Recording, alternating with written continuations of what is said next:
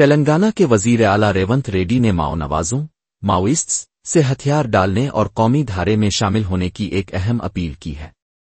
वजीर आला ने माओ नवाज कैडर से दरख्वास्त की है कि वो तशद्दुद का रास्ता तर्क कर दें।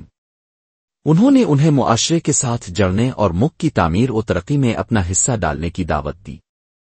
रेवंत रेड्डी ने खास तौर पर जोर दिया कि माओ नवाजों को हथियार डालकर तेलंगाना की तामीर के अमल में भरपूर तरीके से शामिल होना चाहिए।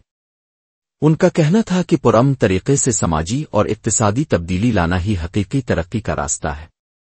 वजीर आला ने यकीन दिलाया कि अगर वो हथियार डालते हैं तो हुकूमत उनकी मुआशरे में बाइज्जत इंज़माम के लिए हर मुमकिन मदद करेगी और बहाली के प्रोग्रामों में उनकी शिरकत को यकीनी बनाएगी।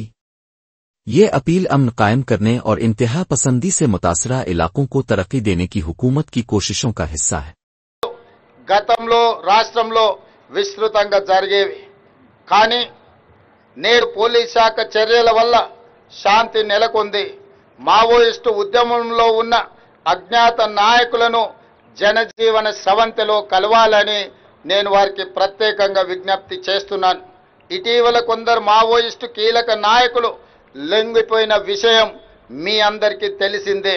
అజ్ఞాతంలో ఉన్న మిగిలిన మావోయిస్టులు కూడా జనజీవన స్రవంతిలో కలిసిపోయి దేశాభివృద్ధిలో భాగస్వాములై తెలంగాణ రాష్ట్ర పునర్నిర్మాణంలో వారి యొక్క వంతు కర్తవ్యాన్ని నిర్వహించాల్సిందిగా మావోయిస్టులకు ఈ వేదిక మీద నుంచి విజ్ఞప్తి చేస్తున్నా. రాష్ట్రంలో శాంతి భద్రతలు నెలకొన్నప్పుడే, పెట్టుబడులకు రక్షణ కల్పించినప్పుడే రాష్ట్రం యొక్క ఆర్థిక వ్యవస్థ బలపడుతుంది. నిరుద్యోగ యువకులకు ఉద్యోగ ఉపాధి అవకాశాలు కల్పించబడుతుంది. కాబట్టి ప్రజల యొక్క సమస్యల్ని పరిష్కరించడానికి మీ ఆలోచనలు ఏమైతే ఉన్నాయో ప్రజాస్వామిక విధానంలో ప్రభుత్వాలకు సహకరించి ఆ కార్యక్రమాలను ముందుకు తీసుకెళ్లడానికి జనజీవన స్రవంతిలో కలవాల్సిందిగా మావోయిస్టులకి వేదిక మీద నుంచి విజ్ఞప్తి చేస్తున్నాను. ప్రజా సంక్షేమం పట్ల